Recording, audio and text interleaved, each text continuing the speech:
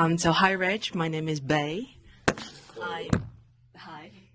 We'll just keep it. Yeah, for sure. I'm an international student in the University of Manitoba, and as it was assigned by our professor in Canadian workplace, we are about to conduct an interview of any successful employees in the Canadian workplace.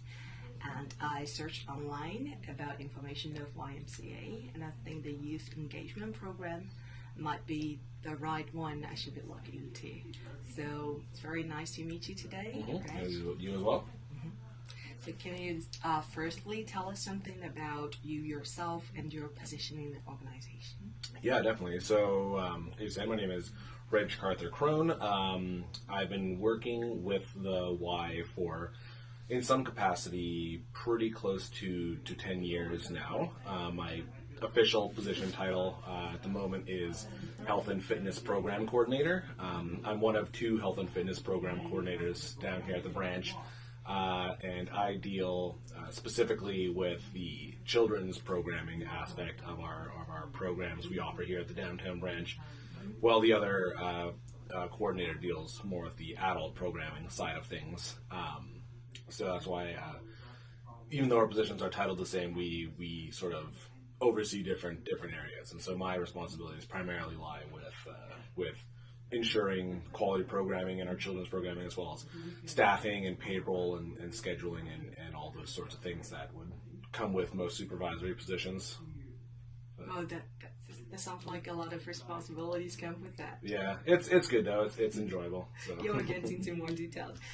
So the first question is, how did you find your current job, and which was the most important step to be hired?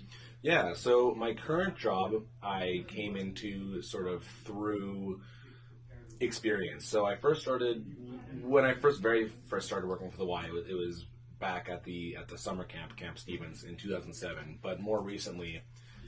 From about 2012 to 2017, I worked here at the front reception desk, just setting up membership accounts and that part-time while I was in university, while I was doing my degree at the University of Manitoba.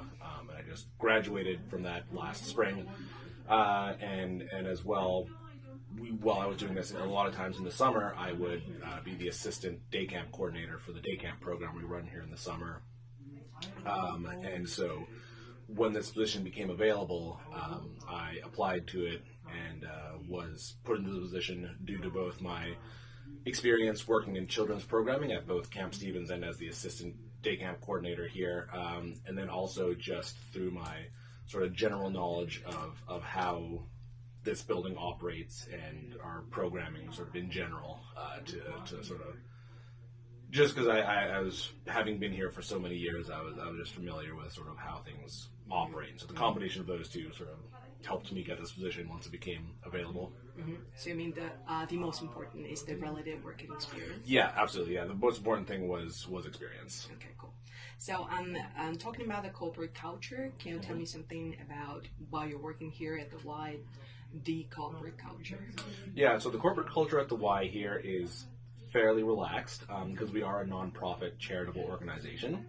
So there certainly is sort of structure and hierarchy in that sense. Like, I have my employees and I'm the direct supervisor as well. Oftentimes I'm the sort of supervisor on duty in the building, meaning that I'm sort of the on-call supervisor to everybody who's working at that time. But then I'm also just I'm always responsible for my own staff on top of that. But under the corporate culture, like I said, it's fairly relaxed. It's fairly casual.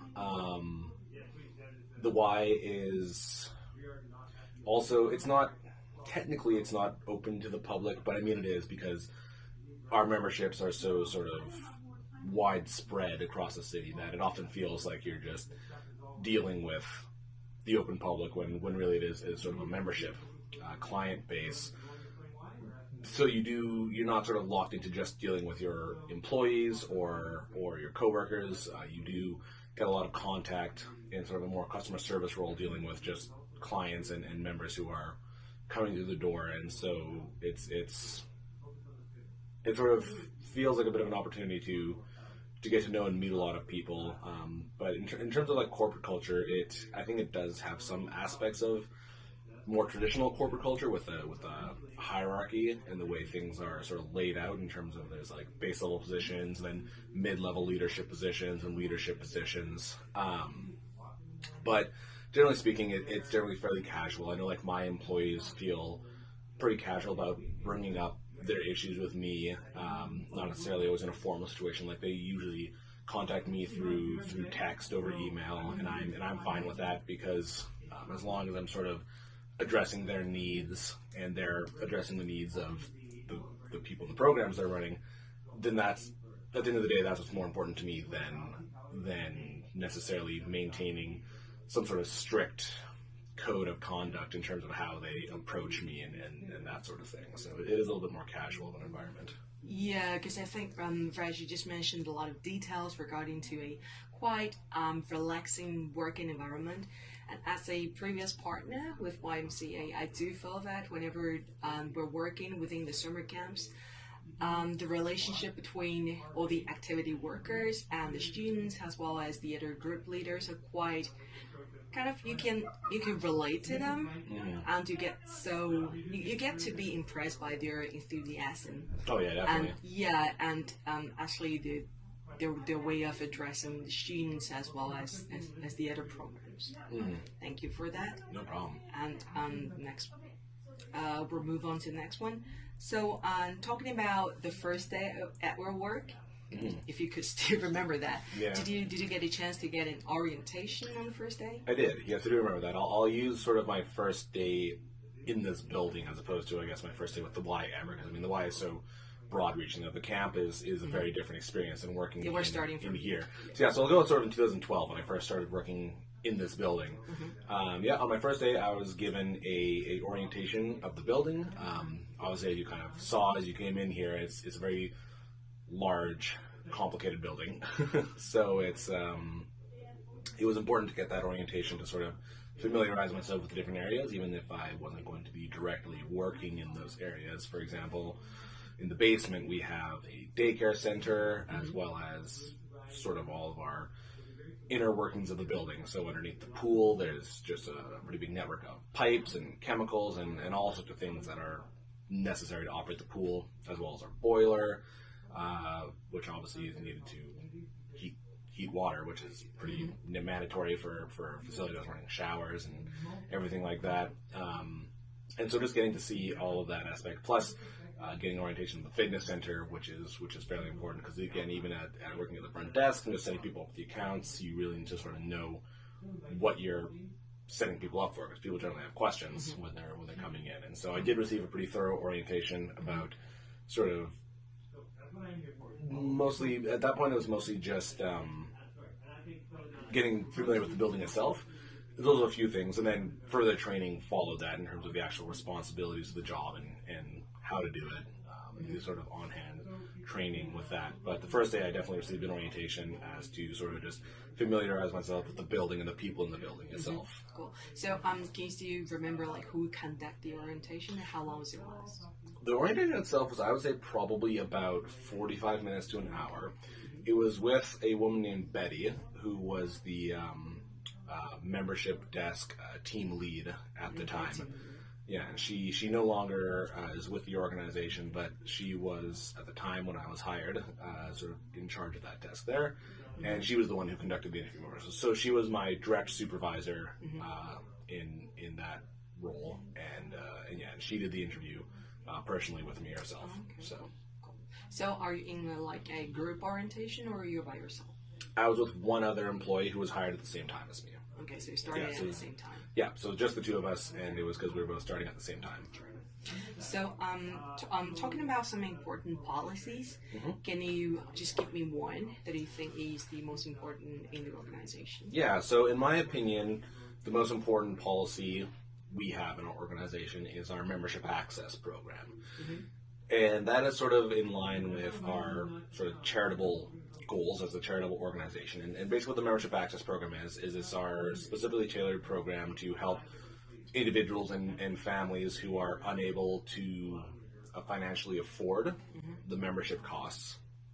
And so basically what it is this is a way for people because we want to be accessible to everybody. Because beyond just being a fitness center, we're also sort of a community center, and we want to be able to have everybody who wants to have access to the Y to be able to have access to the Y. And so our policy regarding those costs and our subsidization of those costs, to me, is the most important thing, because I think that's what is the most important thing about the Y, and what sets it apart from the other places, is sort of that compassion and sort of charitable purpose that it has at its sort of center. And I think the best representation of that in terms of the day-to-day effects on people is the membership access program. So I think that policy would be our most important policy. So to clarify that policy, does it mean that everyone has the equal right to gain access to? Yeah, that's the idea behind it. So basically what it is if you are unable to afford the costs of a regular membership, you can bring in your income, an official statement of your income from the previous year, or if you're on social assistance, you can bring in a budget letter from the government. And basically at the desk, the front desk, they'll look over that for you, and they have a means to sort of look that over and determine a rate that is sort of more within line with your budget to do that. And that is sort of keeping within that goal of having access for anybody who wants it to the Y. Oh, that's wonderful, because I've never known that one before. Yeah, some people don't always know about it, but it is something we offer. We've offered for a while, and it's not always quite as out there, I guess, as I think it potentially could be. But it is something that we offer, and in my mind is probably the most important thing that we offer. And I'd like to ask one more question. Is that the front desk who has the right or the ability to make decisions on how much percentage they might be given to that certain? So the front desk is given sort of, they have the right within a certain spectrum. So it sort of has been laid out to them as to sort of based on the income itself, sort of what they can charge based on that. So it's not completely subjective. It was at one point in time a bit more subjective, but in sort of the idea of fairness and sort of taking that subjectivity out of it, they made a grid essentially that is where your income falls on a spot on the grid, and that is what your rate will be. And that grid is determined based on sort of what they sort of deem is sort of affordable for that sort of range of income. So, and as well in those memberships, the joining fee gets waived as well, so there's no additional fee on top of it as well. I'm glad to hear that. Yeah. I'll personally look more into the details for that policy. Yeah, that's great. So we're now moving on to some unwritten or hidden rules or behaviors in the organization. So just tell me one about the unwritten rules. As far as unwritten rules, that's a little tricky. I'm trying to think of some actually. Yeah, just or some tiny little things that might be coming up to your mind. I'll be fine. I guess sort of taking, responsibility for your shift. Like everyone sort of feels responsible to each other. So not sort of just saying I'm not coming in, like if you're sick or whatever, but making the effort to get it covered yourself so that your coworkers aren't left in a sort of less desirable position as a result of it. So I'd say that one. I don't know if there's necessarily an official policy on that. I mean, people kind of sort of like call in sick or whatever and say we generally don't require doctor's notes for the most part unless it becomes a pattern, in which case then we might implement that with that individual, but for the most part we don't require the doctor's notes because once the individual will get better, and most times if someone's going in to maybe they have to get a doctor's note, then they're not taking as much time to rest. But that sort of is the sort of unwritten expectation that you're going to sort of make the effort to get that shift that you're dropping filled, so that's someone else, so that it doesn't fall on sort of an additional stress of your coworkers or your supervisor to sort of have to scramble to get that shift covered for you in the meantime. And sometimes in terms of sickness, it could be a little bit more flexible on that, but especially if, say, is an evening shift and you want to go to an event or a concert or something like that, sort of the expectation is that the onus is on you to make the effort to get that covered. So that's another thing that mostly comes to mind. Yeah, another? that's fine. That's good? Okay. Yeah, that's good enough. Because basically we know that it is not written in the policy that you shouldn't be telling the others, or you should like ask for leave in advance to get someone covered for you, or if you can, tell them in advance. But it's definitely something we're supposed to do, especially if we're doing the teamwork and if we're working within the groups with students. We want to make sure that everything is running smoothly and probably undiscovered by the outside world, even if something's going a little bit wrong. Exactly. Or off track. Yeah.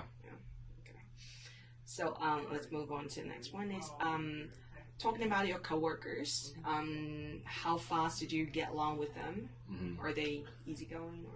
Yeah, I got along with in pretty much any role that I've been in here, in sort of the various roles, as to whether that was when I was working at the front desk, or when I was assistant day camp coordinator, or in my current position as the health and fitness program coordinator, or even at Camp Stevens, well, especially at Camp Stevens. That's pretty much all my long-term friends and everything I've now gotten from working that job. But I've always gotten along really well with my coworkers here. I think it's because the Y tends to attract a certain type of person to work at a non-profit charitable organization. I mean, we can't hire people with the highest wages, and we can't sort of be. I mean, we're still competitive, I think, but I think working for a not-for-profit does tend to attract a certain type of individual who wants to work there, and sort of having that mindset, that similar mindset. People do tend to get along pretty well here. Very rarely do I have to deal with issues between coworkers. And I know myself, I don't think I've ever really had any coworkers that I didn't get along with. I mean, I've had ones that I've gotten along with better than others, but I don't think I've ever not gotten along with anybody here. Pretty much everyone is generally friendly and open. I mean, people have bad days, which is normal, but I don't think I've ever actually really not gotten along with any of my coworkers. Well, I totally agree with you on that one, because for my previous work in a youth group, I think all my coworkers are quite easygoing, and since we share the same vision and mission, so during our work, even if there are some disputes or disagreements, we're still going to the right direction, because we know that we're doing that for the youth engagement programs, and yeah, we know that for sure. Thanks for sharing. Yeah, no problem. And talking about how we've covered that one. Oh, let's get into more details about working the Y. So for salary, benefits, and career advancement, what do you think is the main reason for you to work here? For me, it's sort of, I guess I started off first working here because it was a flexible job that was going to sort of mesh well with my school schedule, and was pretty willing to sort of give me sort of time off when I needed it during exams and so on and so forth. And what sort of has kept me here, I mean, I obviously have had career advancement opportunity here as I've sort of increased from a base level position to a mid-level management position to a full management position.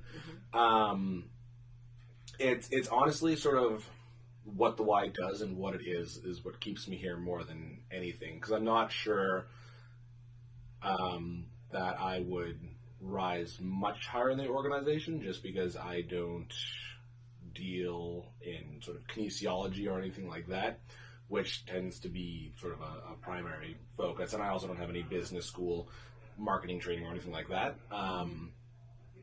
But the Y, sort of what the Y is itself, and its sort of central goals, and again, things like that membership access program, and sort of what I think the Y can help provide back to the community, is largely what keeps me here. Especially at our branch, we do have a very large sort of newcomer population, which I think is really important, that we do have things that we can offer them, rather than having them sort of new to the country, not really knowing where to go or what to do. And the Y offers, even beyond just our sort of core center here, the Y offers sort of like government-funded English additional language classes that run 3 times a day throughout the week, and free daycare that goes along with that as well. We do have a pretty reasonably priced daycare center in the basement as well. And so things like that, I think, is just more what keeps me here is sort of the Y's sort of view of the world itself, and sort of what it contributes back. and sort of, I guess that kind of feeds into the whole corporate culture thing as well, in that I think it's something that I can sort of personally and ethically feel good about working for, which is sort of something that I like.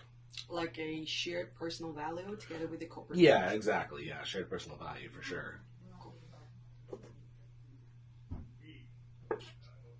And now let's move on to your manager or supervisor. Like, how often do you talk with them? Every day, pretty much. So we work in pretty close quarters to my direct supervisor, which would be like the center manager here. And yeah, pretty much every day. And again, same thing like I was saying with my employees talking with me. Like I feel like it can be pretty casual. I can go pretty casual questions. I mean, we sometimes do have more formal meetings, but most of the times it is fairly casual with them, and I do sort of see them pretty much every day. I mean, unless they're just not in the branch for some reason, but they also operate out of this branch, and so I do tend to see them every day throughout the sort of normal workings and happenings of the day, because they are also pretty hands-on with the operations of sort of the day-to-day programming and things like that as well. So I do see them and talk to them quite a bit. Oh, exactly. Because it feels so good when you are sometimes lost on some point. Andrew, the bag is here at the front desk. Oops, sorry about that. Yeah, so I just have this radio in here in case. If I have two radios on apparently. If anything goes terribly wrong, I have to respond to it. But so far, it should be pretty smooth. Yeah, just in case someone calls Reg. Basically, yeah. So since I'm the supervisor on right now, but so far it's been pretty smooth in here tonight. So I don't expect anything like that. That's okay.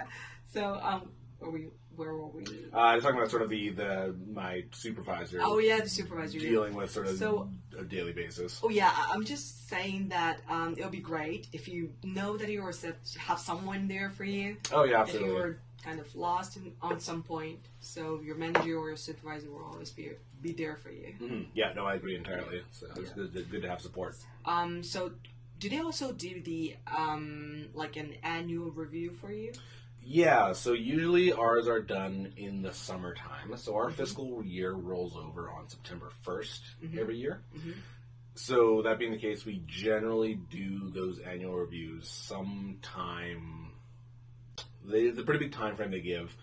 It's usually between sort of June through July they usually want it done, so that everything's sort of like wrapped up by August. But it falls in line with our fiscal year.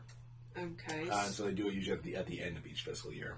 So, in what kind of form are you performing that? Are you just writing a report? Yeah, so it's a mixture of a self-evaluation and a supervisor evaluation. So the employee at first, it's the same form that the employee is provided with, and they fill out a self-evaluation section of it, at which point the supervisor, once it's turned into them, then goes along and fills out the supervisor portion of it, sort of in the same categories that the self-evaluation has gone by. And there's a comment section for both people to write in, and then as well, the supervisor also writes in some sort of long-term goals, usually 3 things to sort of work on over the course of the next fiscal year, and then there's a follow-up for that in the next one.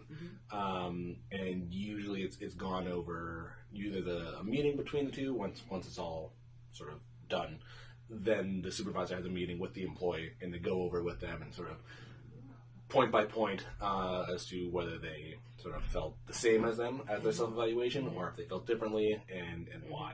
And so they sort of go through it that way. And it's not, I mean, it's performance-based. There's not really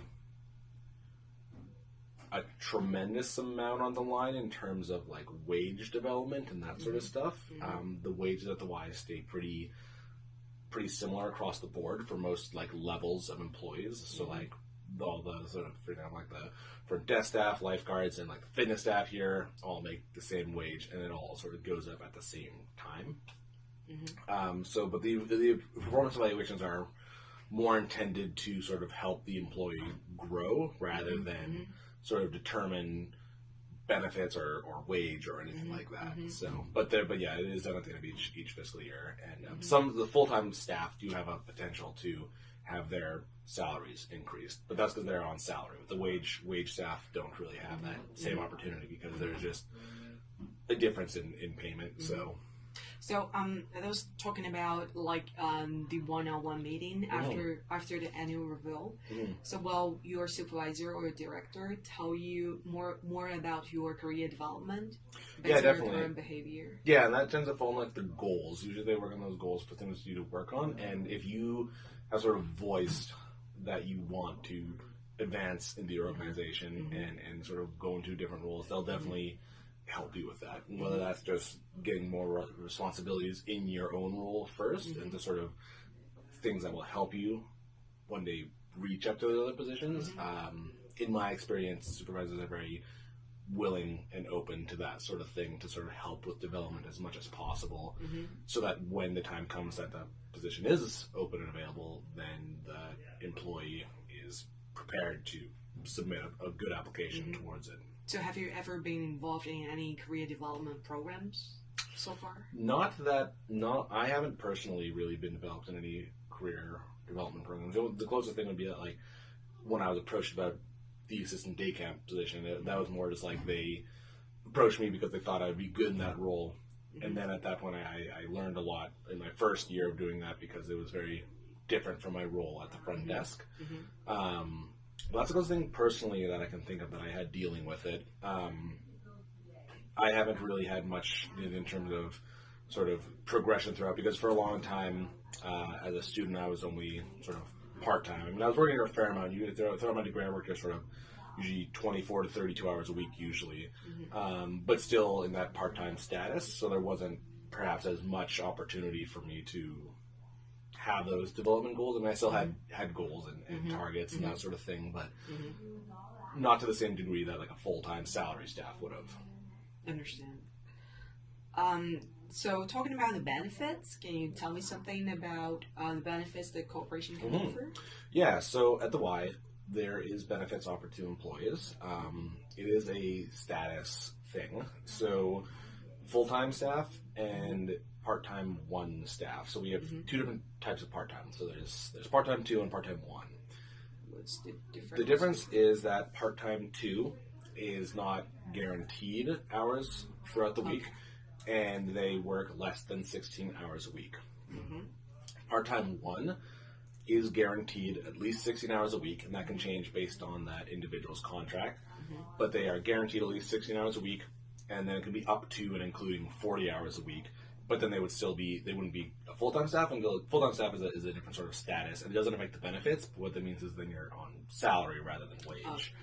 So, for example, when I was at the front desk, I was a part-time 1 employee, which meant that I was guaranteed 16 hours. On the flip side of that, I had to guarantee that I would work 16 hours a week for them. I couldn't. It was sort of on a deal on both ends. They were guaranteeing me those hours, but I also couldn't dip below those hours if I didn't want to, because in order to maintain that status, I had to work those 16 hours a week. So full-time staff and part-time 1 staff get benefits. Okay. Well, excuse me. So, did you move directly from part-time 1 to full-time after graduation?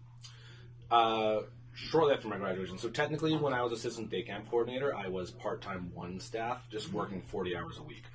And then when I came into this role, which was at the end of last August, then I became full-time staff. But even when I was working 40 hours a week as assistant day camp coordinator in that mid-wage role, I was still technically part-time 1, just with, I guess, just working as basically as a full-time staff. And there really wasn't too much difference. Really, the only difference is being salary as opposed to wage. And things like my flex agreement that I spoke about earlier that I didn't have then. But other than that, like part-time 1 staff is generally pretty good. The vast majority of our employees who work more are part-time 1. And the part-time 1 is for a part-time job, you definitely get pretty good benefits. So like, do you want to know about like the benefits like specifically? We can move on to that. Yeah. Oh, okay. But there is benefits offered to a pretty wide range of employees. And like I said, it's part-time 1 and full-time. And then there's also there's also a pension plan, and that's open to everybody. But I'll talk more specifically about the pension plan if I guess a more specific benefits aspect of it. So for the pension as part of the benefits, and what else might be covered? In the benefits, so there's the health benefits cover a wide variety of different things from reflexology to acupuncture to dietitian to massage therapy. It covers quite a bit. It's pretty comprehensive. Is that like an annual health checkup? Or? It is. Most of them are up to $500. So you get up to $500 with 100% coverage for the most part with our health plan. So, for example, I'll use massage therapy because that's the one that I tend to use. Is you get $500 during the fiscal year, and it's 100% covered. So if you're in a place that direct bills, they just can direct bill right off it. If not, then you just claim it through our insurance company, and then you get a full reimbursement because it is 100% covered. And that's up to the $500. So once you spend your $500, then you're kind of on your own. So is that $500 for each category? It's like $500. Basically, yeah. So they're pretty generous benefits. So yeah, it's $500 for, I know, at least for dietitian, acupuncture, massage therapy, physical therapy, and I'm sure there's more that I'm just forgetting about. Ones that do sort of operate in that is vision. Vision is one checkup every 2 years, I believe. Is the vision one. And then there is also dental benefits. The dental benefits are covered up to 80%, and I think for accidental dental surgeries and things like that, I think it's up to $1,500 at 80%, and the sort of standard checkups like teeth cleanings, that sort of thing, I think is 2 times a year at 80%. So that'd be like roughly every 6 months, which I think is pretty much in accordance with what dentists tell you to do. So yeah, the dental ones are not quite as fully covered as the health benefits, but I think that's pretty standard in most insurance plans. So yeah, those ones offer a little differently. But the strictly ones that just fall under like the health plan, because like this is technically divided into 3 parts. It's the health, dental, and vision. And then all the ones under the health plan, I'm pretty sure they all have that $500 limit, and then are just sort of basically covered at 100%. And then once you use the $500, like that's all you have. The drug plan is different. So there's also a prescription drug plan. I don't know if there's a cap on that. I'm not sure because I don't really use it myself, but I know that it is covered up to a very large percentage. I think that one might be 80% as well, is covered on most prescription medications. And so then you just pay the remaining. And I'm not sure that one has a cap. I think it just has the 80% coverage for however much you get. So the benefits I heard offered here at the Y is generous enough. I don't know whether it is here or it's with the other companies in Canada. I'm not sure. I know a lot of companies offer different benefits based on like who their provider is and sort of beyond that, the negotiation of sort of what the benefits are themselves, I don't really know much about. Because for the previous company I worked with, all we got was to be provided with an annual body checkup, and that is it. Yeah, so this one definitely is sounds like it's probably a bit more comprehensive than that. So the Y's, I mean, in my opinion, the Y's benefits are pretty generous. I mean, I've never really had, besides student benefits, which the Y's actually mirrors quite closely. I've never really had experience with benefits from other jobs because I've been working with the Y for so long. But I've never wished I had things that the Y didn't provide. Like every time I've needed something to use, like the Y is generally provided with me, whether it's medication. Like I guess I have used the medication when I had asthma as a kid and technically still have it, but really am never needing to use any medication for it. But I still will occasionally buy, like if my inhaler has expired, I'll just get another one just to have it, and that does get covered under my drug insurance plan. So. But yeah, I've never sort of thought of anything that the Y plan doesn't have that I need, because it does cover pretty much everything. So as far as I've been concerned with. So So if I got my massage covered, I'll definitely go for one. Yeah, exactly, right? Yeah, I So, won't be why hesitant not? because that's too much. If I'm paying by myself, I'm saying. Yeah, I know, but when it's covered, it's sure is nice. Yeah, definitely. And I think we've covered pretty much everything. Oh, it's just one more question. Like, for a piece of advice or kind of suggestions you would like to give to like fresh graduates, not me, but someone else. Yeah, I would say probably it probably sounds a little cliche, but to work hard. I mean, like, it's showing your employer that you care goes a pretty long way, in my opinion.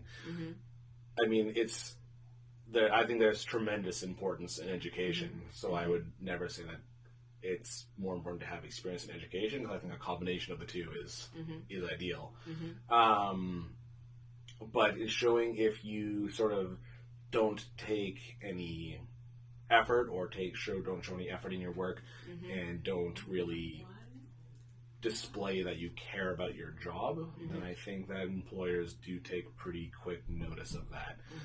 And your attitude at work goes a long way as well. And that's sort of wrapped up in that same sort of sentiment. But your attitude towards your work and sort of your just willingness to do what it takes and to work hard and to make sure that you know what your job is and do your job well and take your job seriously, even if you perhaps don't see it as what you want to end up doing with your life, then it still shows your employer that you care, that you want to, that you do take your job seriously, and that you will be a good employee long term. And I think that goes a long way to probably definitely to keeping your job, but also for any sort of future opportunities that may present themselves.